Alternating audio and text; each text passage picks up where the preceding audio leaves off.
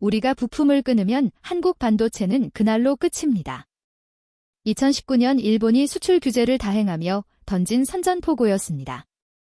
당시 한국은 세계 1위 반도체 국가였지만 핵심 소재를 일본에 의존할 수밖에 없는 종속 구조에 묶여 있었습니다.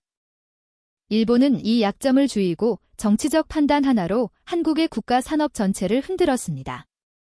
그런데 7년 뒤 상황은 완전히 달라졌습니다. 일본이 90% 이상을 장악하며 불가능하다고 여겼던 핵심 소재를 국산화에 성공. 일본 중심의 반도체 공급망이 뿌리부터 흔들리기 시작한 겁니다. 한국은 마침내 일본의 통제에서 벗어나 기술적 주권을 되찾았습니다. 과연 일본은 무엇을 간과했고 한국은 그 7년 동안 무엇을 했기에 이 압도적인 판을 뒤집을 수 있었을까요? 지금부터 그 위대한 반격의 기록을 공개합니다. 어디서 듣고 계신가요? 구독과 좋아요 잊지 마세요. 회의실 스크린에 숫자가 떴습니다. 삼성전자 연간 반도체 매출 72조 원 그 옆에 또 다른 숫자가 나타났어요. 일본 소재 기업들의 한국 수출액 8조 원 이번들의 시선이 저에게 모였습니다. 저는 레이저 포인터를 들어 두 숫자를 연결하는 화살표를 가리켰죠. 한국이 벌수록 일본이 버는 구조, 그게 제가 설계한 질서였습니다.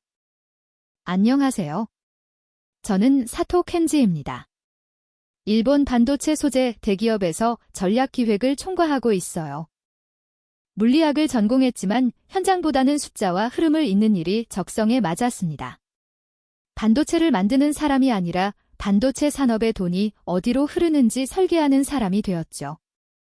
제 책상 서랍에는 오래된 노트 한 권이 있습니다.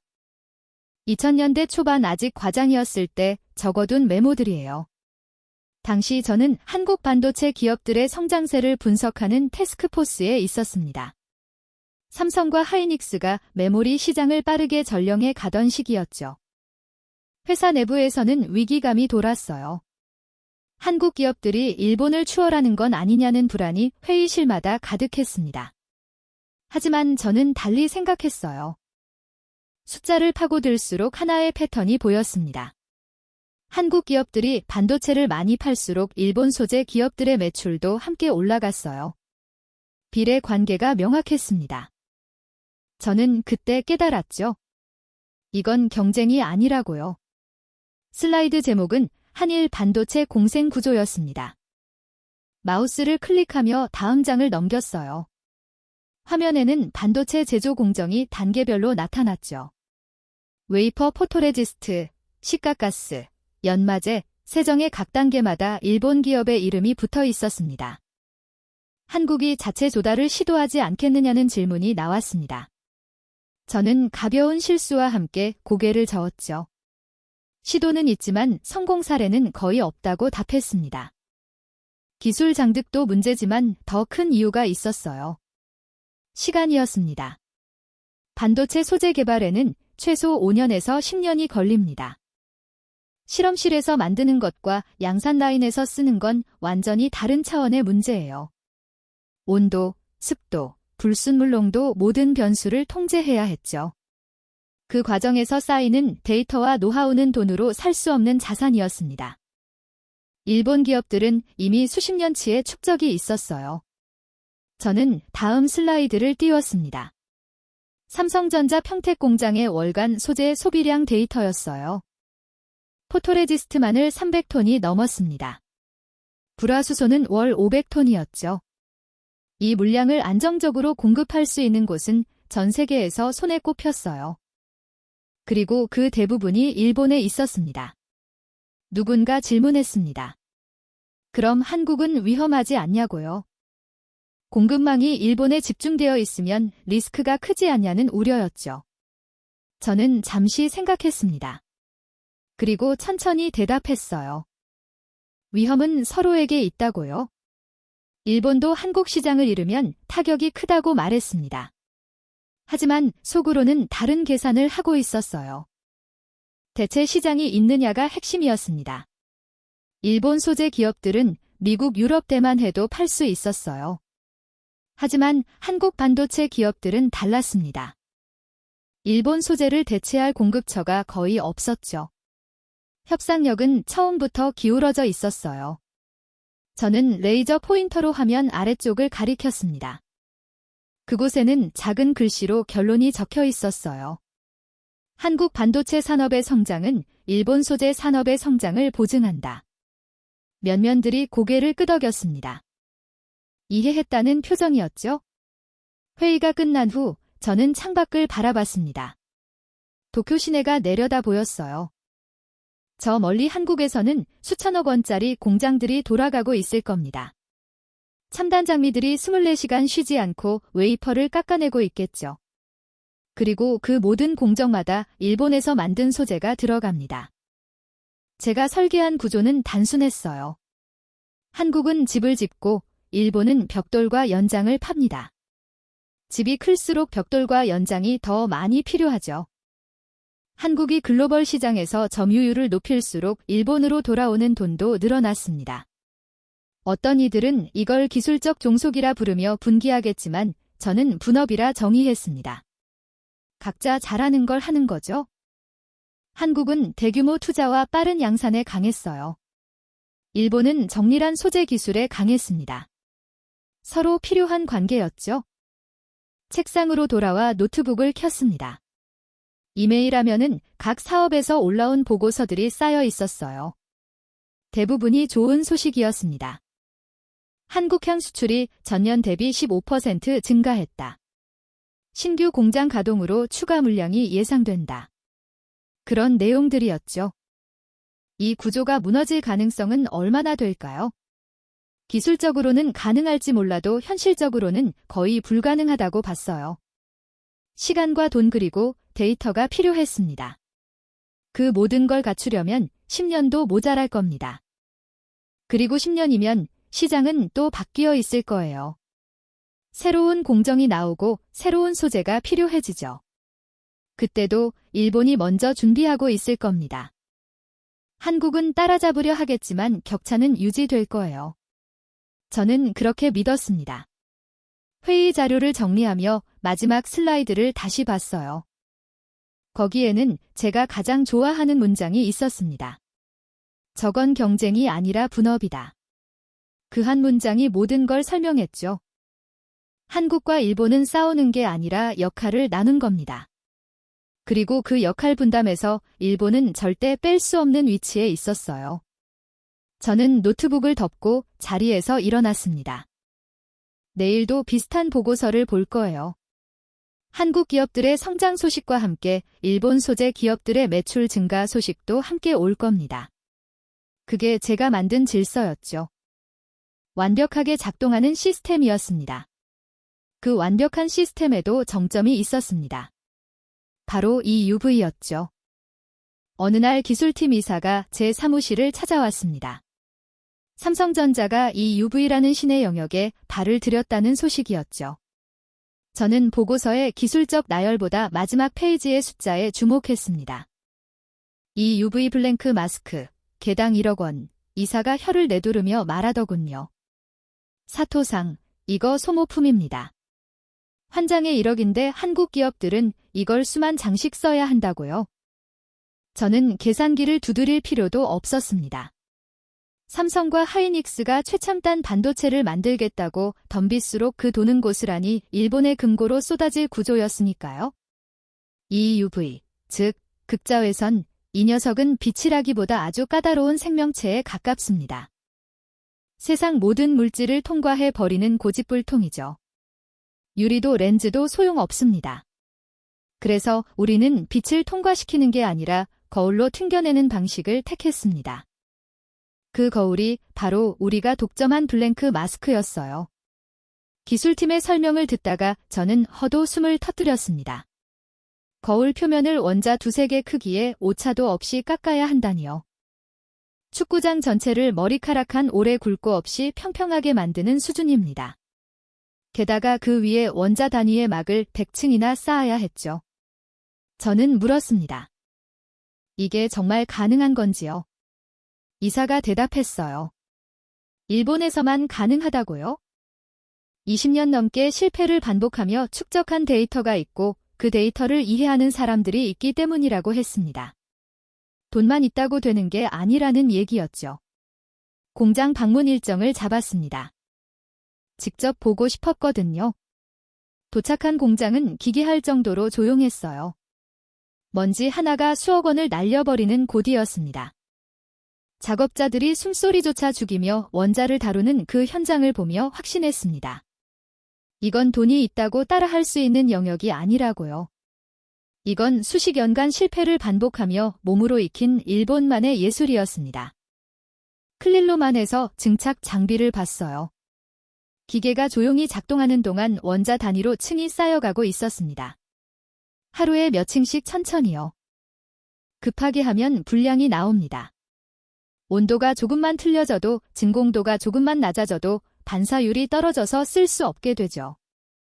담당자가 설명했습니다. 이 공정을 완성하는데 며칠이 걸린다고요? 그리고 완성된 제품 중에서도 합격률은 70% 정도라고 했어요. 나머지 30%는 폐기됩니다. 수억 원짜리 실패작이죠. 하지만 그 실패 속에서 우리는 배웠습니다.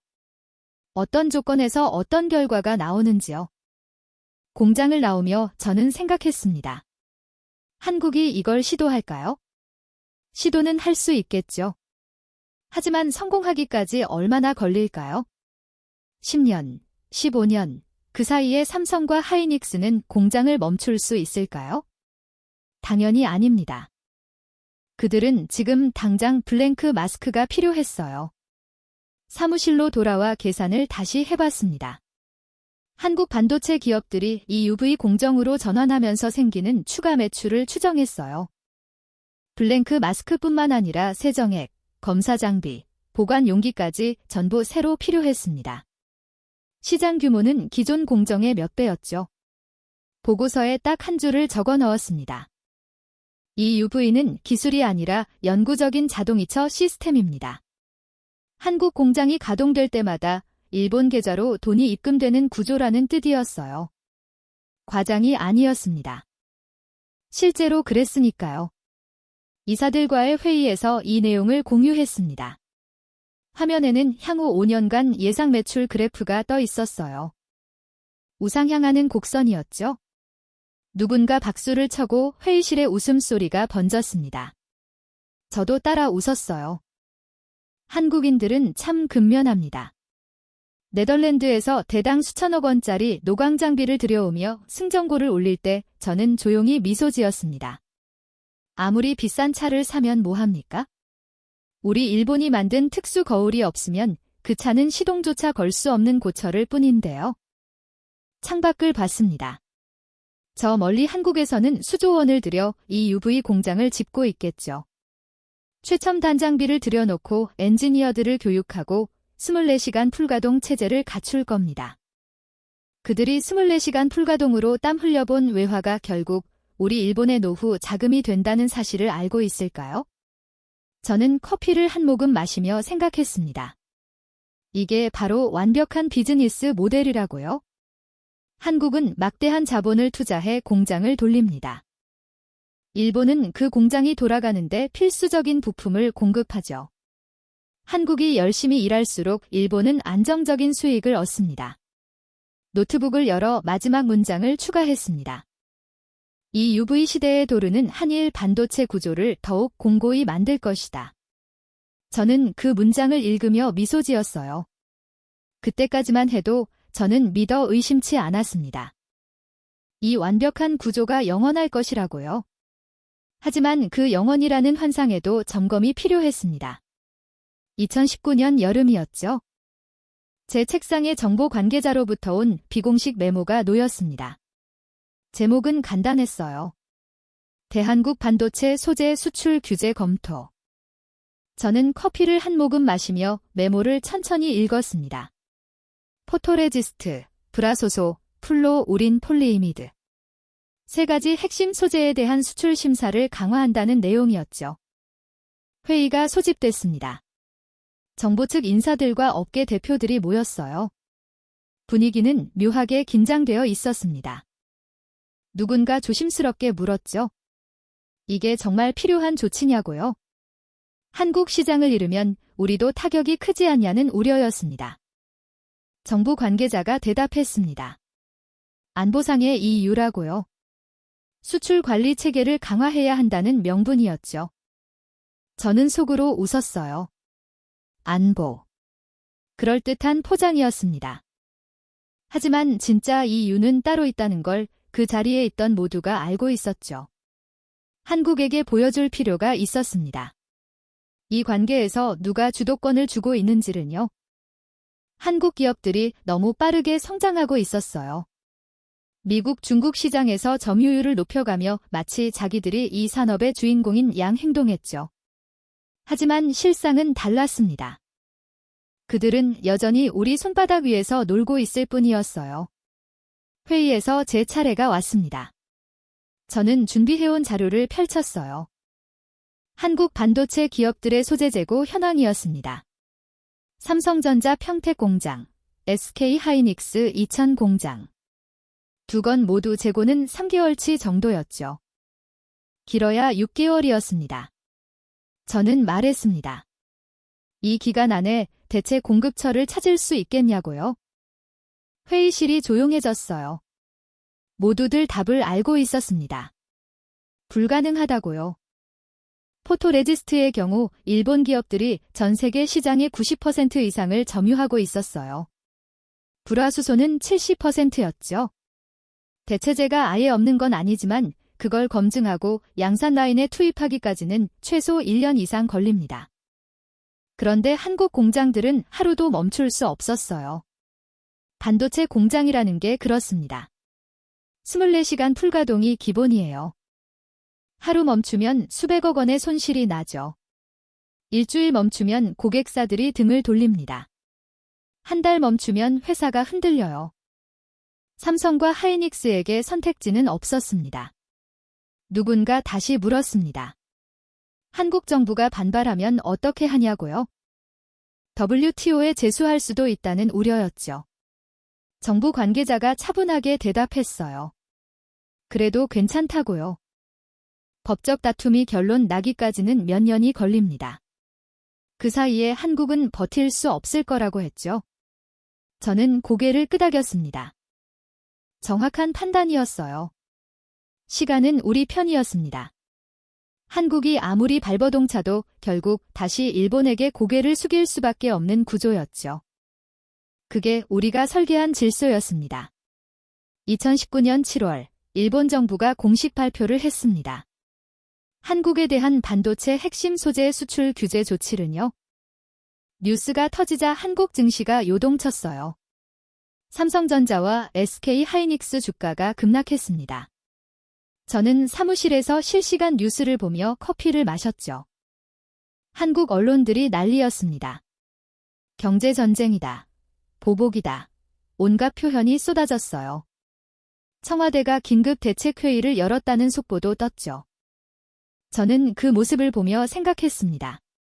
소란스럽게 구는군요. 하지만 결국 현실을 받아들일 겁니다. 며칠 후 예상했던 일이 벌어졌습니다. 한국 기업들이 움직이기 시작했어요. 조용히요. 표면적으로는 정부가 대응책을 찾는다고 했지만 실무선에서는 다른 일이 벌어지고 있었죠. 삼성과 하이닉스의 구매 담당 임원들이 일본으로 넘어오기 시작했습니다. 저희 회사에도 연락이 왔어요. 삼성전자 부사장이 면담을 요청한다고요? 저는 일정을 확인했습니다. 다음 주 화요일 오후 3시, 충분히 여유를 두고 잡았죠. 급한 건 그쪽이었으니까요. 회의실에서 그를 만났습니다. 명함을 주고받았어요. 그의 표정은 굳어 있었습니다. 저는 일부러 천천히 차를 다루며 말을 건넸죠. 요즘 날씨가 덥다. 도쿄까지 오시느라 수고가 많다. 그런 이야기들이었어요. 그가 본론을 꺼냈습니다. 수출 심사가 너무 까다로워졌다고요? 기존에는 일과 승인이었는데 이제는 건별 심사로 바뀌어서 납기가 불안정하다는 얘기였죠. 공장 가동에 차질이 생길 수 있다며 우려를 표했습니다. 저는 고개를 끄덕이며 들었어요. 그의 말이 끝나기를 기다렸죠. 그리고 천천히 대답했습니다. 정부 정책이라 저희도 어쩔 수 없다고요?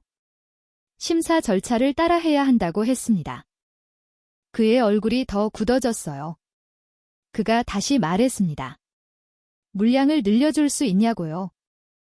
재고를 확보해야 한다는 거였죠. 저는 잠시 생각하는 척했습니다. 그리고 대답했어요. 검토해보겠다고요. 하지만 심사 시간이 길어지면 어렵다고 덧붙였죠. 그 순간 저는 봤습니다. 그의 눈에서 무언가가 꺼지는 거려. 자존심이었을까요? 아니면 확신이었을까요? 한국 최대 기업의 부사장이 일본의 중견 기업 임원 앞에서 애원하는 표정을 짓고 있었습니다. 저는 그 장면을 조용히 기억 속에 새겼어요. 회의가 끝나면 저는 창밖을 봤습니다.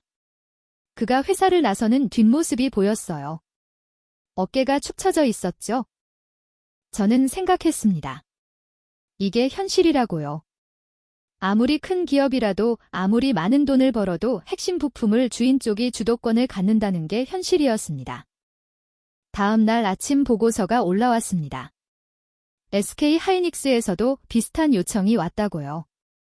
재고 확보를 위해 물량을 늘려달라는 내용이었죠. 저는 보고서를 읽으며 메모를 남겼습니다. 정부 승인 절차 확인 후 회신. 그게 제가 할 수 있는 답이었어요. 사내 회의에서 누군가 물었습니다. 이러다가 한국이 정말 다른 공급처를 찾으면 어떻게 하냐고요? 우리 매출에도 타격이 올 텐데 괜찮냐는 우려였죠. 저는 차분하게 대답했습니다. 찾을 수 있으면 찾아보라고요. 하지만 시간이 없을 겁니다. 그리고 설령 대체제를 찾는다 해도 그걸 검증하고 양산에 적용하기까지는 최소 2년은 걸려요. 그 사이에 한국 기업들은 버틸 수 있을까요? 공장이 멈추지 않으려면 결국 우리에게 올 수밖에 없습니다. 회의실이 조용해졌어요. 모두들 고개를 끄덕였습니다. 제 말이 맞다는 걸 알고 있었죠. 저는 마지막으로 한마디 덧붙였습니다. 돈을 줘도 안 팔 수 있다는 걸 한 번은 보여줘야 했습니다. 그래야 이 관계가 어떤 건지 확실히 알게 되니까요. 한국이 발버둥 치는 모습을 보면 확신했어요. 우리가 만든 구조는 견고하다고요. 한국은 결국 다시 우리 앞에 무릎을 꿇을 겁니다. 그리고 예전보다 더 고분고분해질 거예요. 저는 창밖을 봤습니다. 도쿄 야경이 반짝이고 있었죠. 저 멀리 한국에서는 밤새 회의가 열리고 있겠죠. 대책을 찾으려 애쓰고 있을 겁니다. 하지만 소용없어요. 우리가 죽어있는 건 기술이 아니라 시간이었으니까요. 그리고 시간은 절대 한국 편이 아니었습니다. 2019년 8월 제 책상에 한국 뉴스 자료가 놓여져 있었어요. 청와대가 반도체 소재 국산화 대책을 발표했다는 내용이었습니다. 소재, 부품, 장비, 일본 의존도를 낮추고 국산화를 추진하겠다는 선언이었죠. 저는 기사를 읽다가 웃음이 나왔습니다. 1조 원 투자, 넥대 핵심 품목 선정, 5년 내 국산화율 50% 달성. 숫자들은 그럴듯했어요. 하지만 저는 알고 있었습니다. 반도체 소재는 숫자를 써놓는다고 만들어지는 게 아니라는 거요. 며칠 후 더 구체적인 보고서가 올라왔습니다. 한국 정부가 지원하는 국산화 프로젝트 기업 리스트였어요. 저는 천천히 목록을 훑었습니다. SNS텍 랩테크 놀러지 솔브레인 동진세미 캠, 생소한 이름들이 가득했죠. 기술팀장을 불러 자료를 건넸습니다. 각 기업의 규모를 확인해 보라고 했어요. 다음 날 받은 분석 보고서를 보고 저는 피시 웃었습니다. SNS텍 연 매출 300억 원 직원 120명. 랩테크 놀러지 매출 250억 원 직원 8명. 이런 기업들이 우리와 경쟁한다고요?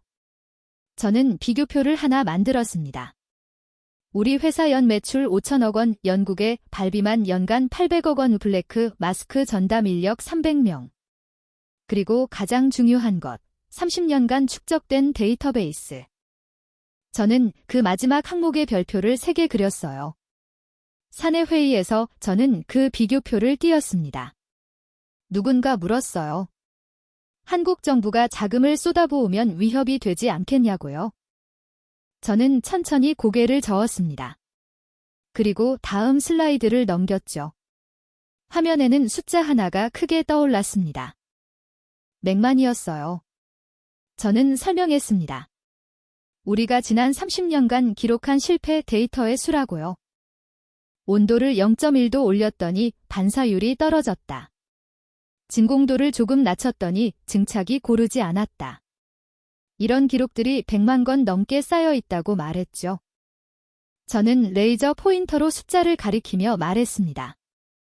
한국이 우리를 따라오려면 오늘부터 100만 번을 실패해야 한다는 뜻입니다. 하루에 10번씩 실패한다고 쳐도 27년 걸려요. 그들이 그 시간과 비용을 감당할 수 있을까요? 회의실이 조용해졌습니다. 누군가 계산기를 두드리는 소리가 들렸어요. 저는 다음 슬라이드를 넘겼습니다. 실패 한 번당 평균 비용 5천만 원, 100만 번이면 50조 원이었죠. 물론 모든 실패를 반복할 필요는 없습니다. 하지만 핵심 공정만 해도 수만 번의 시행착오는 필수였어요. 저는 덧붙였습니다. 그리고 이건 돈만의 문제가 아닙니다. 데이터를 해석할 줄 아는 사람이 필요해요. 왜 이 조건에서 이 결과가 나오는지, 다음엔 뭘 바꿔야 하는지 판단하는 능력이요. 이건 학교에서 배울 수 있는 게 아닙니다. 현장에서 수년간 부딪히며 체득하는 감각이죠. 한 의원이 물었습니다. 한국이 우리 인력을 스카우트하면 어떻게 하냐고요? 저는 웃었어요. 이미 몇 명 나갔습니다. 연봉 2배를 제시하더군요. 하지만 소용없다고 대답했죠. 개인이 가진 노하우는 전체 데이터베이스의 0.1%도 안 됩니다. 한 사람이 경험할 수 있는 건 한정되어 있어요. 우리 회사엔 수십 명의 전문가가 있고 그들이 수십 년간 쌓은 기록이 시스템으로 관리되고 있죠. 사람 몇 명 빼간다고 그게 복사되나요? 절대 아닙니다. 회의가 끝나고 저는 혼자 남아 생각했습니다. 한국은 뭘 믿고 이런 도전을 하는 걸까요? 애국심일까요? 아니면 정말로 가능하다고 믿는 걸까요? 저는 고개를 저었어요. 어느 쪽이든 순진한 생각이었습니다. 기술팀에서 추가 자료를 가져왔습니다. 한국 각 기업이 발표한 로드맵이었어요.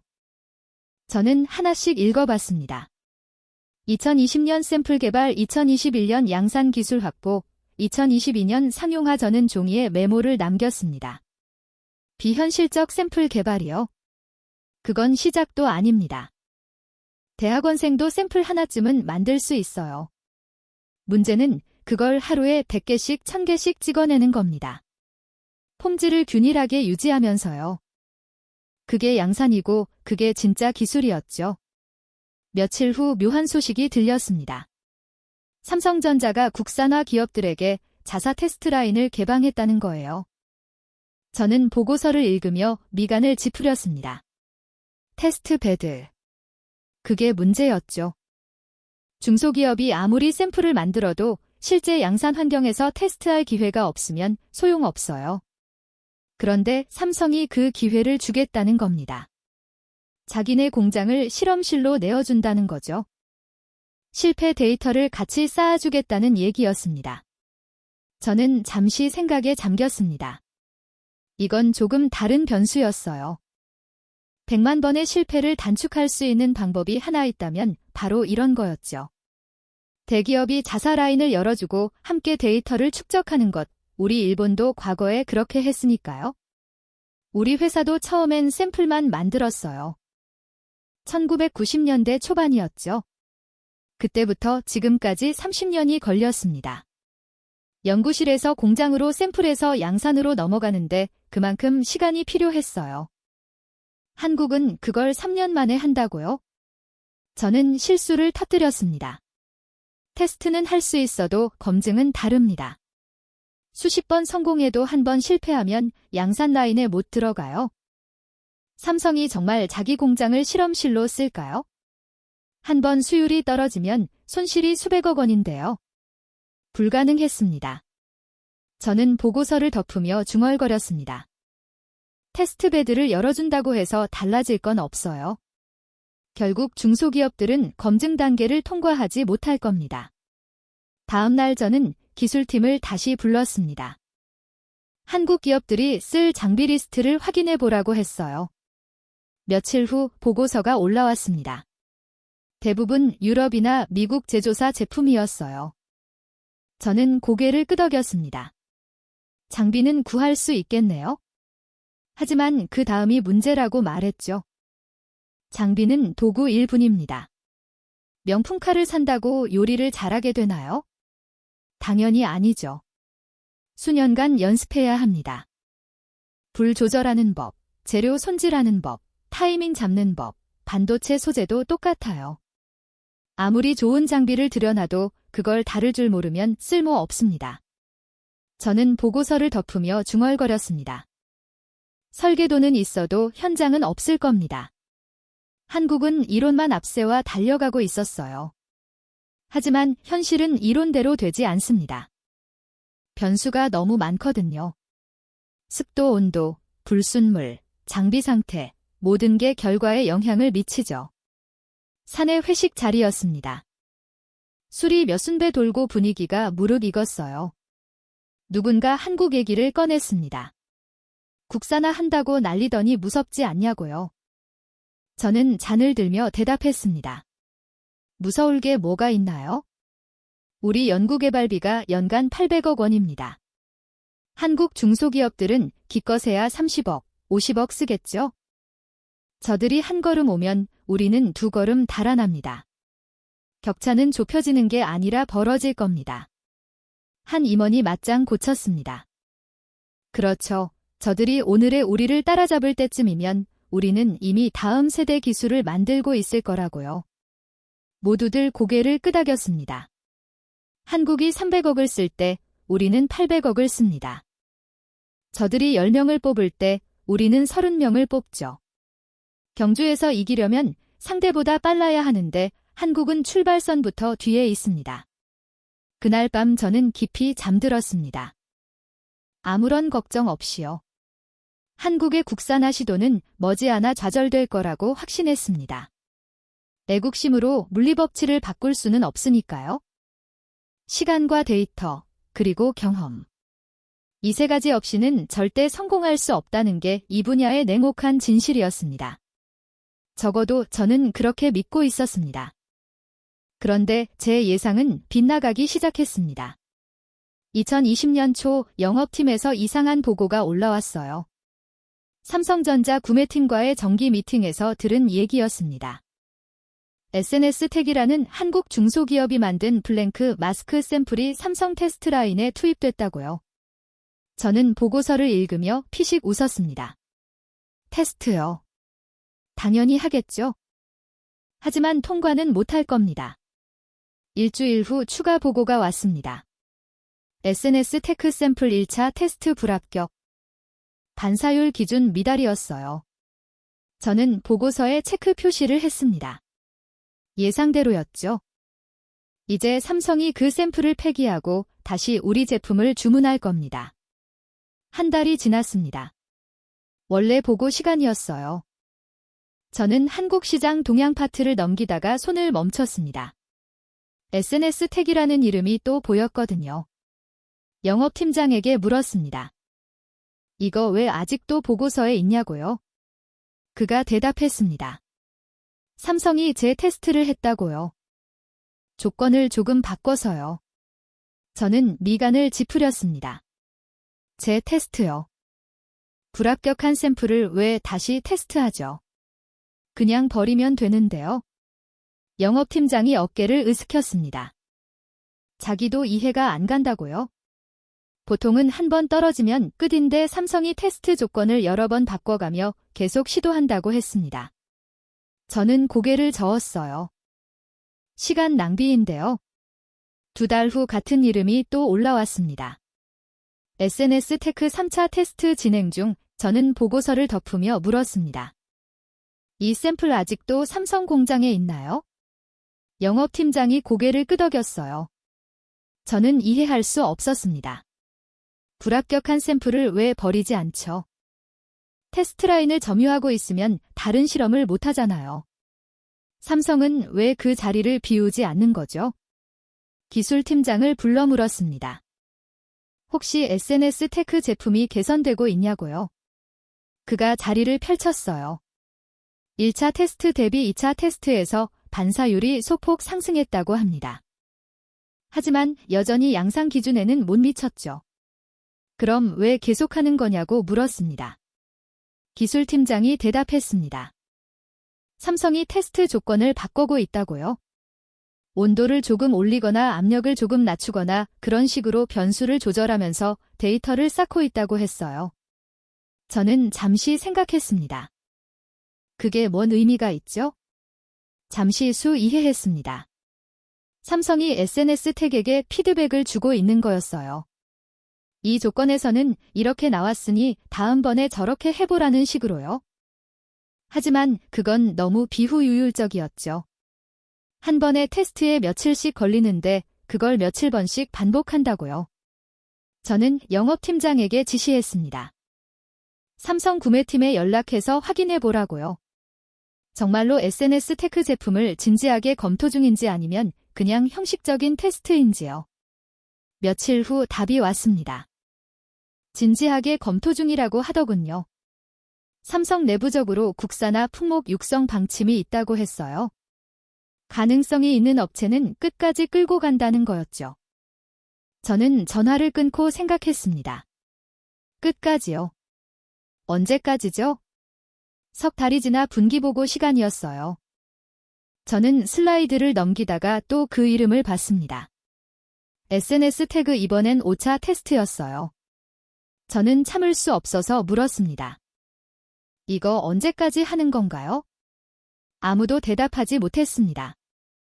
영업팀장이 조심스럽게 말했어요.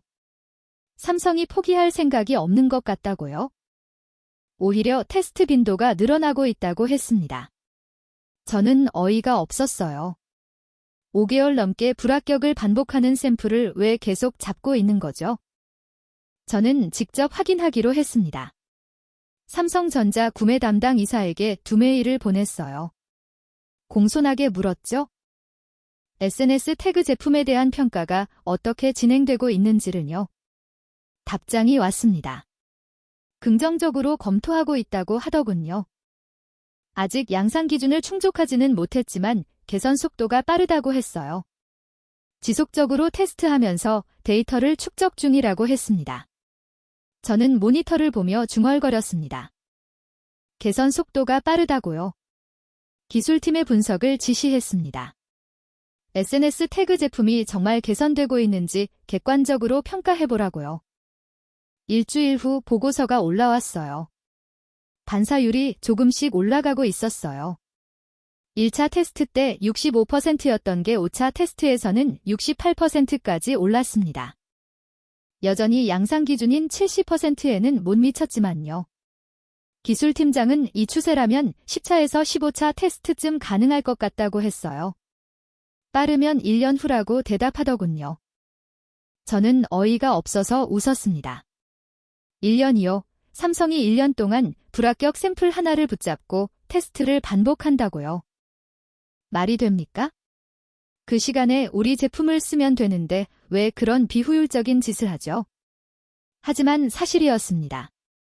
매달 올라오는 보고서마다 SNS 태그 있었어요. 6차, 7차, 8차 테스트는 계속됐습니다. 그리고 반사율은 조금씩 아주 조금씩 올라가고 있었죠. 어느 날 저녁 임원회의가 있었습니다. 저는 SNS 태권을 꺼냈어요. 이 상황을 어떻게 봐야 하는지 의견을 물었죠. 한 임원이 대답했습니다.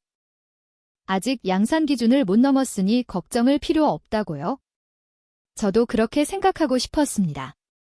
하지만 뭔가 찝찝했어요. 삼성의 태도가 제 예상과 달랐거든요. 저는 삼성이 몇 번 테스트하고 포기할 거라고 봤습니다. 그런데 포기하지 않았어요. 오히려 더 집중하고 있었죠. 저는 물었습니다. 삼성이 정말로 SNS 태그 제품을 양산 라인에 넣을 생각인가요? 다른 임원이 고개를 저었어요. 설마요. 위험 부담이 너무 크다고 했습니다. 수율이 조금만 떨어져도 손실이 수백억 원인데 검증되지 않은 제품을 쓸 리 없다고요. 하지만 저는 확신할 수 없었습니다. 삼성의 행동은 그렇게 말하지 않았거든요. 그들은 SNS 태그 버리지 않았어요. 불합격을 거듭하는데도 계속 테스트 라인에 자리를 내었었습니다. 조건을 바꿔가며 데이터를 쌓아가며 함께 개선해 나가고 있었죠. 저는 회의 후 혼자 남아 생각했습니다. 이게 뭐지? 대기업이 왜 이렇게까지 하죠? 삼성에게 뭐가 남는 거죠? 시간과 비용만 들어가는데요. 영업팀에 확인했습니다. 삼성이 SNS 태그에게 테스트 비용을 받나요? 아니라고 했어요. 무료로 테스트 라인을 제공하고 있다고 했습니다. 그럼 뭐가 이득이죠? 저는 이해할 수 없었습니다. 비즈니스는 효율과 이익으로 돌아가는 건데 삼성의 행동은 그 어느 쪽도 설명이 안 됐어요. 불합격한 제품을 쉽게 월넘게 붙잡고 있는 건 비효율의 극치였습니다. 그리고 그 제품이 성공한다는 보장도 없었죠. 하지만 한 가지는 확실했어요. 문제는 SNS 태그 아니었습니다. 중소기업이 샘플을 만드는 건 예상 범위였어요. 하지만 삼성전자가 그 중소기업을 이렇게까지 끌고 가는 건 예상 밖이었죠. 저는 책상에 앉아 보고서를 다시 펼쳤습니다. SNS 태그 고차 테스트 예정. 반사율 목표 69.5%. 저는 그 숫자를 보면 생각했습니다. 한 번만 더 오르면 70%에 도달하겠네요. 그리고 그때가 되면 뭐가 달라질까요? 저는 알 수 없었습니다. 하지만 한 가지는 느낄 수 있었어요. 뭔가 잘못 돌아가고 있다는 것을요. 제가 설계한 구조에서 대기업은 검증된 제품만 쓰는 게 맞았습니다. 위험을 최소화하는 게 합리적인 선택이었죠. 그런데 삼성은 위험을 감수하고 있었어요. 불합격을 반복하는 제품에 시간과 자원을 쏟고 있었습니다. 저는 노트북을 덮었습니다. 내일 다시 생각하기로 했어요. 아직은 괜찮습니다. 70%를 넘어도 그게 곧바로 양산으로 이어지는 건 아니니까요. 추가 검증에만 1년은 더 걸릴 겁니다. 하지만 불안은 사라지지 않았습니다. 그 불안은 곧 현실이 되었습니다. 2022년 가을 도쿄 본사에 한국 출장을 다녀온 영업이사가 찾아왔습니다. 표정이 묘했어요. 걱정과 당혹이 섞여 있었죠. 그가 서류 봉투 하나를 제 책상에 놓으며 말했습니다. 삼성 구매팀에서 비공식적으로 건네받은 자료라고요. 보면 이해가 갈 거라며 자리를 떴습니다. 봉투를 열었습니다. 안에는 20페이지 정도의 엑셀 출력물이 들어있었어요. 제목을 보는 순간 미간이 찌푸려졌습니다. SNS 태그 이후 V 블랭크 마스크 품질 테스트 이력 요약본인 2년 반치 기록이었습니다. 첫 페이지를 넘겼습니다. 날짜 테스트 조건 반사율 평탄도 불량 원인 조치 사항. 항목들이 빼곡하게 적혀 있었어요. 저는 천천히 읽어내려갔습니다. 그리고 점점 숨이 막혀왔죠. 2020년 3월 첫 테스트 반사율 65.2% 불합격. 원인은 증착 층간 밀도 불균일, 권고사항, 증착온도 3도 상승 및 진공도 재조정. 저는 고개를 끄덕였습니다. 당연한 결과였죠. 하지만 다음 줄을 보는 순간 동작이 멈췄습니다.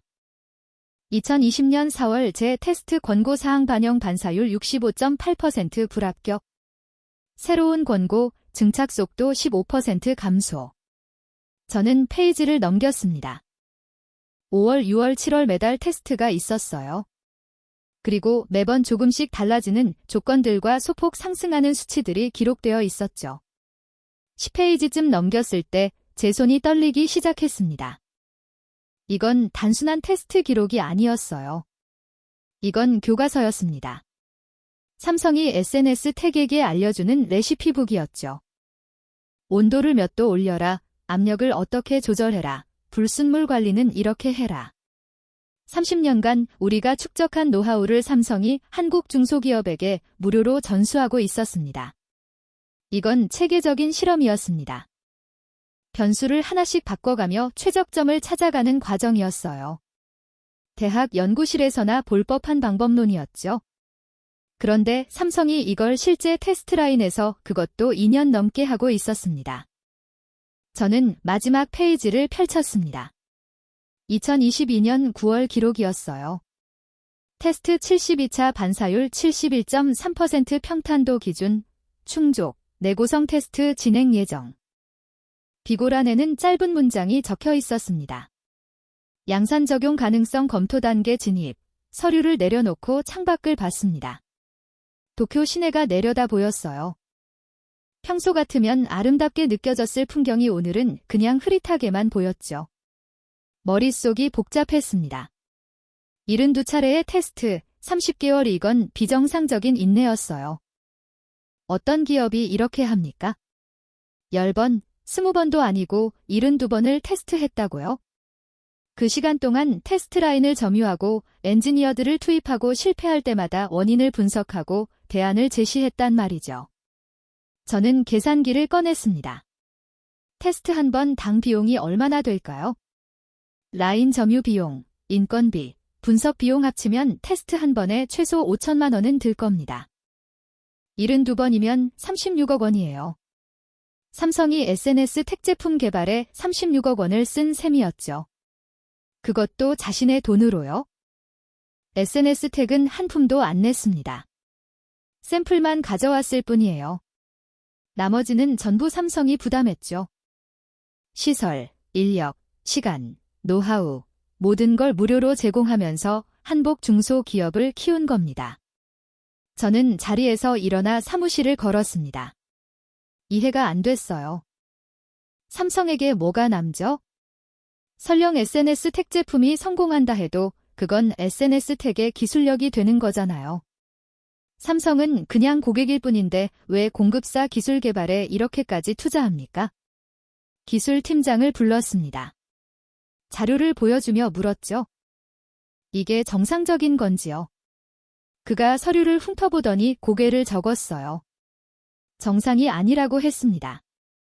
보통은 검증 단계에서 이 정도로 관여하지 않는다고요? 저는 물었습니다. 우리가 과거에 이렇게 한 적 있나요? 그가 잠시 생각하더니 대답했어요. 없다고요. 우리는 고객사의 제품을 납품하고 피드백을 받아서 개선하는 방식이었다고 했습니다. 하지만 이건 다르다고 했죠. 이건 공동 개발이라고요. 공동 개발. 그 단어가 머릿속에 맴돌았습니다. 삼성은 SNS 택을 공급사로 보는 게 아니라 파트너로 보고 있었어요. 실패를 함께 겪고 데이터를 함께 쌓고 해법을 함께 찾아가는 관계였죠. 저는 다시 서류를 펼쳤습니다. 이번엔 조치사항란을 유심히 봤어요. 테스트 15차, 증착장비 어사 제품에서 비사 제품으로 교체 권고. 테스트 28차, 기판 전처리 공정 3단계 추가 제한. 테스트 44차, 불순물 관리 매뉴얼 공유. 이건 권고 수준이 아니었습니다. 이건 설계서였어요. 삼성이 SNS 택에게 어떤 장비를 쓰고 어떤 공정을 거치고 어떻게 관리해야 하는지 처음부터 끝까지 알려주고 있었던 겁니다. 30년 걸려서 우리가 만든 레시피를 삼성은 30개월 만에 SNS 택에게 이식한 거였죠. 저는 자리에 주저앉았습니다. 이제야 이해가 됐어요. 왜 한국이 우리가 생각한 것보다 빠른지요? 그들은 처음부터 시작하지 않았습니다. 삼성이라는 거대한 스승이 옆에서 답을 알려주고 있었던 거예요. 실패할 때마다 왜 실패했는지, 다음엔 뭘 해야 하는지 친절하게 가르쳐주면서요. 우리가 100만 번의 실패를 통해 배운 걸 SNS 택은 72번의 실패로 배웠습니다. 왜냐하면 각 실패마다 정답에 가까운 힌트가 붙어왔으니까요. 이건 공정한 경쟁이 아니었어요. 이건 치팅이었습니다. 저는 화가 났습니다. 동시에 두려웠어요. 만약 삼성이 다른 중소기업들한테도 이렇게 하고 있다면요. 만약 포토레지스트, 불어수소, 다른 소재들도 같은 방식으로 키워지고 있다면요. 영업이사를 다시 불렀습니다. 다른 품목은 어떤지 확인해 보라고 했어요. 며칠 후 보고가 올라왔습니다. 비슷한 패턴이 보인다고 했어요. 삼성이 여러 국산화 후보 기업들과 장기 테스트를 진행 중이라고 했습니다. 저는 책상을 쳤습니다. 이건 전략이었어요. 삼성은 체계적으로 한복 소재 산업을 육성하고 있었던 겁니다. 자신의 돈과 시간을 써가면서요. 수익성도 효율성도 다 포기하고 오직 일본 의존도를 낮춘다는 하나의 목표만 보고 달려가고 있었죠. 저는 서류를 다시 집어들었습니다. 72차례의 테스트 기록을 보면서 생각했어요. 이게 바로 차이였구나. 우리는 효율을 추구했습니다. 빠르게 적은 비용으로 높은 수익을 내는 걸 목표로 했죠. 하지만 삼성은 달랐어요. 그들은 시간을 태우고 있었습니다. 시간을 태운다. 묘한 표현이었지만 정확했어요. 삼성은 돈을 쓴 게 아니라 시간을 썼습니다. 30개월이라는 긴 시간 동안 포기하지 않고 실패를 반복하며 조금씩 앞으로 나아갔죠. 그리고 그 인내가 지금 결실을 맺으려고 하고 있었습니다. 정상적인 기업이라면 20차 테스트쯤에서 포기했을 겁니다. 30차에서도 안 되면 아예 접었겠죠. 하지만 삼성은 72차까지 갔어요. 그리고 아마 필요하다면 100차까지도 갈 것 같았습니다. 우리가 놓친 게 뭘까요? 기술 아니었습니다. 우리 기술은 여전히 앞서 있었어요. 잡은 그것도 아니었죠. 삼성이 쓴 36억 원은 우리 연구개발비의 5%도 안 됐습니다. 그럼 뭘 놓쳤을까요? 의지였습니다. 끝까지 해내겠다는 집념이었어요. 삼성은 SNS 택이 성공할 때까지 절대 놓지 않을 거였습니다. 10년이 걸리는 20년이 걸리는 성공할 때까지 테스트 라인을 열어주고 데이터를 공유할 거예요. 그리고 그 의지 앞에서 우리의 기술의는 의미가 없었습니다. 아무리 앞서 있어도 상대가 포기하지 않고 따라오면 언젠가는 따라잡히니까요. 더군다나 세계 1위 반도체 기업이 길을 알려주면서 이끌고 있는데 어떻게 안 따라잡힙니까? 저는 서류를 서랍에 넣었습니다. 더 이상 보고 싶지 않았어요. 하지만 그 숫자들은 머릿속에서 지워지지 않았습니다. 72차, 30개월, 71.3% 양산 적용 가능성 검토. 저는 그날 밤 사무실에 혼자 남아 있었습니다. 모두 퇴근했지만 저는 갈 수가 없었어요. 생각이 너무 복잡했거든요. 창밖으로 도쿄의 야경이 반짝였지만 저는 그걸 제대로 보지 못했습니다.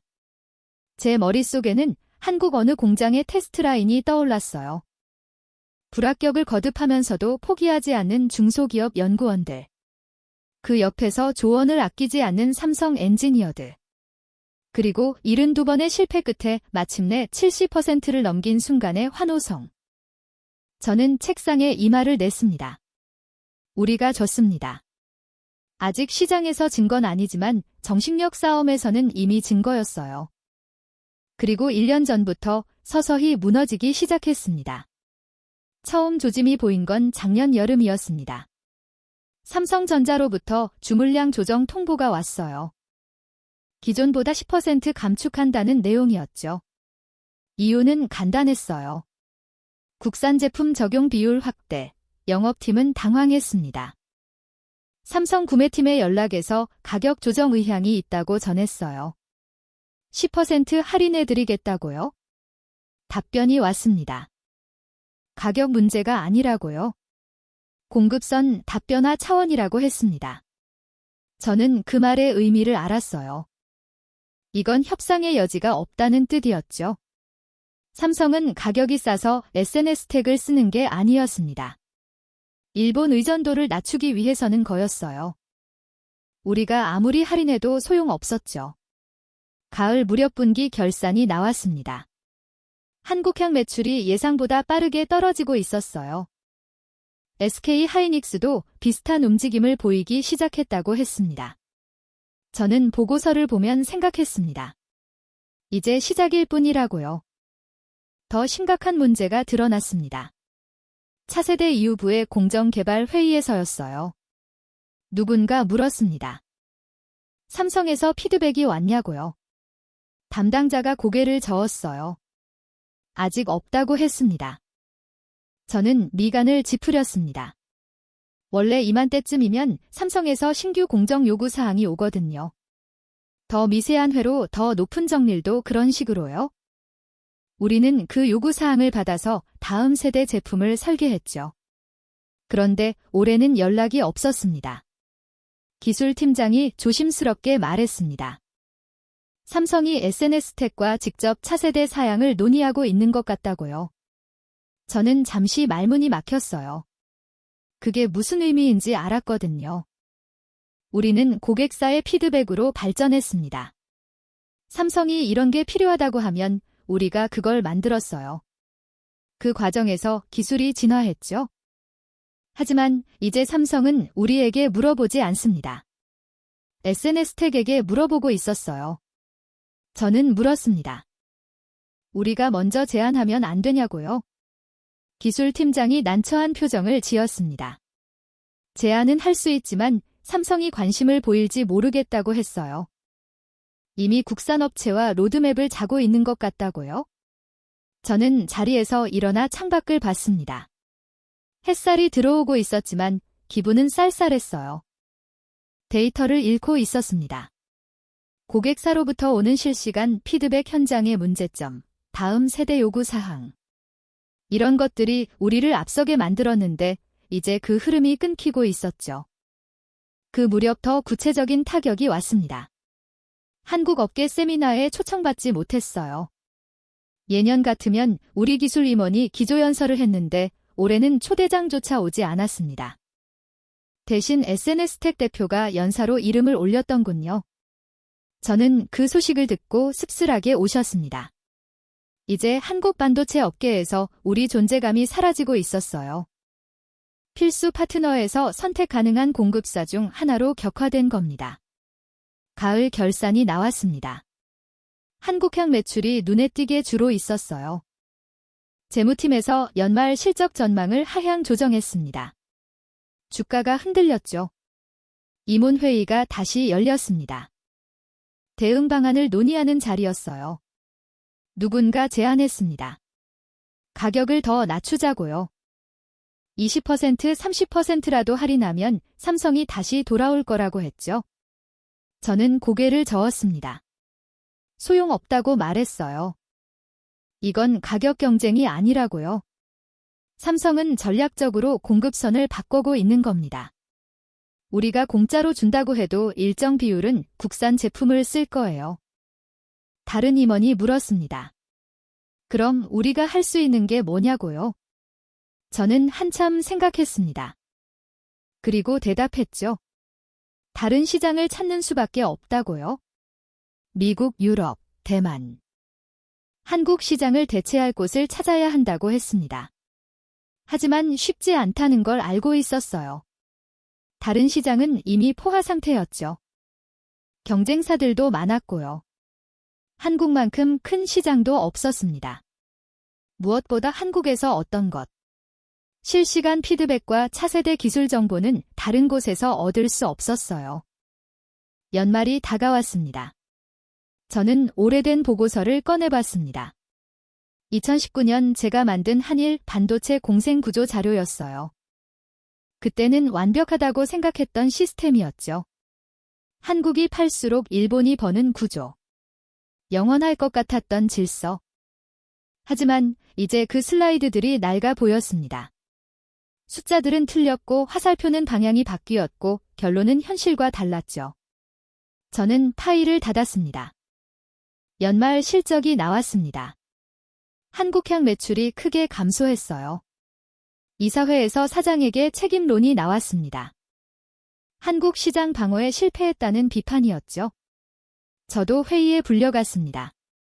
전략기획 총괄로서 이 상황을 예측하지 못했냐는 질문을 받았어요. 저는 솔직하게 대답했습니다. 예측했다고요. 하지만 막을 방법이 없었다고 했죠. 한 이사가 물었습니다. 우리 기술력은 여전히 앞서지 않냐고요? 왜 고객사가 떠나는 거냐고요? 저는 잠시 침묵했습니다. 그리고 천천히 입을 열었어요. 우리 기술은 여전히 좋습니다. SNS택보다 반사율도 높고 불량률도 낮아요. 하지만 그게 중요하지 않습니다. 삼성에게 필요한 건 충분히 좋은 제품이에요. 그리고 SNS택이 이제 그 수준에 도달했죠. 저는 덧붙였습니다. 더 중요한 건 우리가 잃은 게 기술이 아니라는 겁니다. 우리가 잃은 건 지휘입니다. 유일한 공급자라는 위치, 대체 불가능하다는 힘 고객사가 우리 말을 들을 수밖에 없는 구조. 그게 사라진 거예요. 회의실이 조용해졌습니다. 누군가 한숨을 쉬었어요. 저는 계속 말했습니다. SNS택 제품이 우리보다 10% 못하다 쳐도 삼성은 그걸 쓸 겁니다. 왜냐하면 그게 자기들 전략이니까요. 일본 의존도를 낮추는 게 삼성의 목표고 우리는 그 목표 앞에서 무력했습니다. 그리고 새해가 밝았습니다. 1월 중순이었어요. 출근해서 이메일을 확인하는데 제목 하나가 눈에 들어왔습니다. 긴급 삼성전자 공식 발표건. 저는 메일을 열었어요. 내용은 짧았죠. 삼성전자, EUV, 블랭크 마스크, 국산 제품, 양산 라인 적용 개시. 일본 제품 대체 가능 수준 확인. 저는 화면을 멍하니 바라봤습니다. 대체 가능. 그 두 단어가 모든 걸 설명했어요.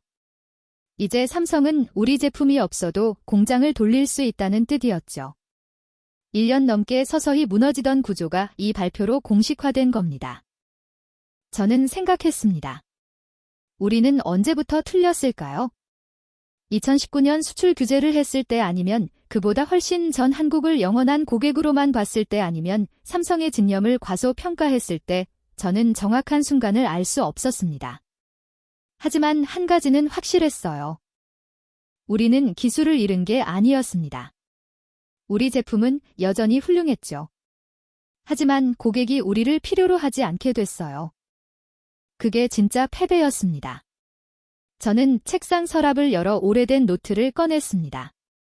2000년대 초반 제가 적어둔 메모들이었죠. 한국 기업의 성장이 일본 기업의 성장을 보증한다고 썼던 그 노트요. 마지막 페이지를 펼쳤습니다. 빈 공간이 있었어요. 저는 펜을 들어 한 줄을 적었습니다. 우리는 기술을 잃은 게 아니다. 지위를 잃었다. 그리고 노트를 닫았습니다. 그리고 저는 깨달았습니다. 이건 단순한 국산화가 아니었다는 것을요. 며칠 후 한국산업통상자원부가 발표한 자료를 보게 됐습니다. 반도체 소재 부품 장비 국산화율 현황이었어요. 2019년 22%였던 수치가 2025년 말 기준 58%까지 올라와 있었죠. 저는 그 숫자를 보며 계산기를 두드렸습니다. 한국 반도체 기업들이 연단 소재 부품 장비에 쓰는 돈이 약 30조 원이었어요. 2019년에는 그중 7조 원 정도가 일본으로 갔습니다. 하지만 이제는 3조 원으로 줄었죠. 4조 원의 흐름이 바뀐 겁니다. 저는 잠시 생각에 잠겼습니다. 4조 원이 그 돈이 어디로 갔을까요? 사라진 게 아니었어요. 한국 반도체 기업들은 여전히 같은 금액을 쓰고 있었죠. 다만 받는 사람이 바뀌었을 뿐이었습니다. 추가 자료를 찾아봤습니다. SNS택의 최근 재무제표가 눈에 들어왔어요.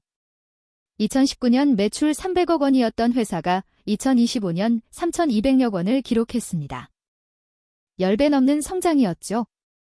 직원 수도 120명에서 750명으로 늘었어요. 다른 기업들도 비슷했습니다. 렌테크 놀러지 솔브레인 동진세미 케미름 석자도 생소했던 중소기업들이 이제 수천억 원대 매출을 올리는 중견 기업으로 성장했죠.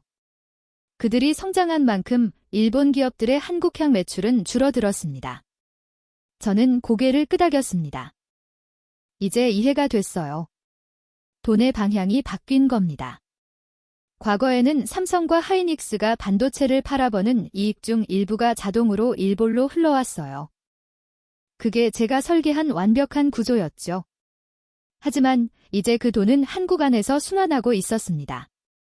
한국 정부 보도 자료를 하나 더 찾았습니다. 소재 부품 장비 기업 지원 현황이었어요.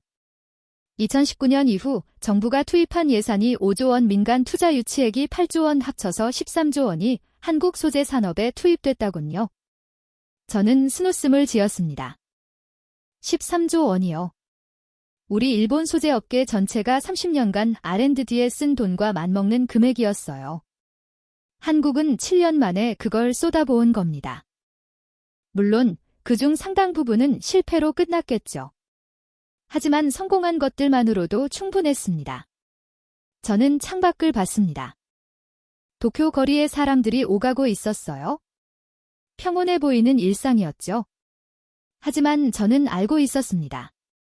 저 멀리 한국에서는 완전히 다른 풍경이 펼쳐지고 있다는 것을요. 한국에서는 지금 소재 기업들이 공장을 짓고 있었습니다. 장비를 들여놓고 엔지니어를 채용하고 생산 라인을 늘리고 있었어요. 삼성과 하이닉스에서 나온 돈이 그 기업들로 흘러 들어갔고 그 기업들은 그 돈으로 다시 성장했죠. 그리고 성장한 만큼 일본 제품을 덜 쓰게 됐습니다. 이건 선순환이었습니다. 한국 입장에서는요. 반도체를 팔아보던 돈이 해외로 빠져나가지 않고 국내에서 재투자되는 구조.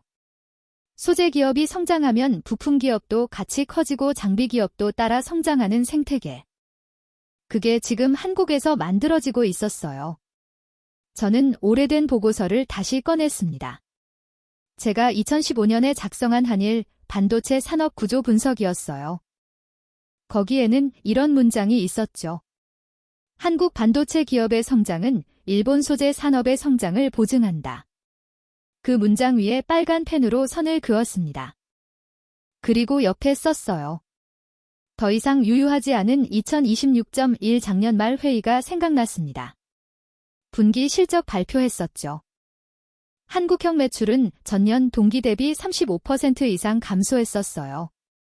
회사 전체로는 매출이 크게 줄었고요. 주가도 많이 하락했었습니다.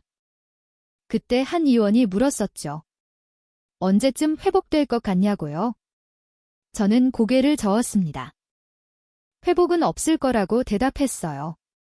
이건 일시적 충격이 아니라고요. 구조적 변화라고 말했었습니다. 저는 그때 설명했었습니다. 과거에는 한국이 성장할수록 우리도 성장했어요. 그들이 공장을 늘리면 우리 주문도 늘었죠. 하지만 이제는 다릅니다. 한국이 성장해도 그 수혜는 한국 소재 기업들이 가져가요. 우리는 더 이상 그 구조 안에 없습니다. 다른 의원이 반박했었죠. 한국 소재 기업들의 기술력이 우리를 따라잡았다는 건 인정하지만 앞으로도 격차를 유지할 수 있지 않냐고요. 우리도 계속 발전하고 있지 않냐고 했었습니다. 저는 잠시 망설였었습니다. 그리고 솔직하게 말했어요. 격차는 유지할 수 있을 겁니다. 우리 기술은 여전히 앞서 있으니까요. 하지만 그게 의미가 있을까요? 고객사가 70점짜리 제품으로 만족한다면 우리가 90점을 준다고 해도 선택받지 못합니다. 회의실이 조용해졌었죠. 저는 계속 말했어요. 한국에게 필요한 건 최고의 제품이 아닙니다. 충분히 좋은 제품이에요. 그리고 그들은 이미 그걸 만들 수 있게 됐죠. 우리가 아무리 기술을 발전시켜도 한국은 자신의 제품을 쓸 겁니다. 왜냐하면 그게 전략적으로 옳으니까요. 저는 덧붙였었습니다. 이건 기술 경쟁이 아니에요. 이건 독립입니다. 한국이 우리로부터 독립하는 과정이죠. 그리고 독립은 되돌릴 수 없습니다. 지금 창밖을 봤습니다. 1월에 차가운 햇살이 들어오고 있었어요. 저는 지난 7년을 떠올렸습니다. 2019년 수출 규제를 했을 때 저는 확신했었죠. 한국이 고개를 숙일 거라고요. 몇 달 버티다가 결국 다시 우리한테 올 거라고 믿었습니다. 하지만 한국은 오지 않았습니다. 대신 그들은 스스로 만들기 시작했어요. 서툴고 비효율적이었지만 포기하지 않았죠. 삼성이 72번의 테스트를 결련했고 SNS텍은 3년간의 적자를 버텼습니다. 정부는 조단위 예산을 쏟아보고요. 그 결과가 지금입니다. 한국은 더 이상 우리 제품 없이도 공장을 돌릴 수 있게 됐어요. 완벽하지는 않지만 충분합니다. 그리고 충분하면 됐죠. 시간이 지나면 완벽해질 테니까요. 저는 책상 서랍에서 노트를 꺼냈습니다. 어제 쓴 문장이 있었죠. 우리는 기술을 잃은 게 아니다. 지위를 잃었다. 그 아래 한 줄을 더 추가했습니다. 이건 국산화가 아니었다. 독립선언이었다. 저는 펜을 내려놓고 창밖을 봤습니다. 1월의 도쿄는 차가웠어요. 하지만 저 멀리 한국에서는 새로운 시장이 펼쳐지고 있겠죠. 평택의 삼성 공장, 이천의 하이닉스 공장, 그리고 그 주변에 새로 지어진 소재 기업들의 공장. 과거에는 그것들이 우리의 성장을 의미했습니다. 하지만 이제는 아니에요. 이제 그것들은 한국 자신의 것이었습니다. 그들이 벌고 그들이 쓰고 그들이 성장하는 구조. 우리는 더 이상 그 순환고리 안에 없었죠. 저는 노트를 덮었습니다. 그리고 가방에 넣었어요. 집에 가져가서 서재 깊숙한 곳에 보관할 작정이었습니다. 언젠가 누군가 물어보면 보여줄 수 있도록요. 완벽해 보였던 구조가 어떻게 무너졌는지, 기술 우위가 왜 지위를 보장하지 못했는지, 독립이 무엇을 의미하는지 퇴근 시간이 다가왔습니다. 저는 코트를 입고 사무실을 나섰어요. 복도는 조용했습니다. 엘리베이터를 기다리며 생각했습니다. 내일도 모레도 비슷한 복을 받겠죠? 한국향 주문 감소, 매출 하락, 시장 점유율 축소. 숫자들은 계속 나빠질 겁니다. 그리고 저는 그 숫자들을 보며 매번 같은 생각을 할 거예요. 우리는 이길 수 없었다고요. 기술로는 이겼지만 의지에서 썼습니다. 효율을 추구했지만 진념을 이기지 못했죠. 구조를 설계했지만 독립을 막지 못했습니다. 엘리베이터가 도착했습니다. 문이 열렸어요.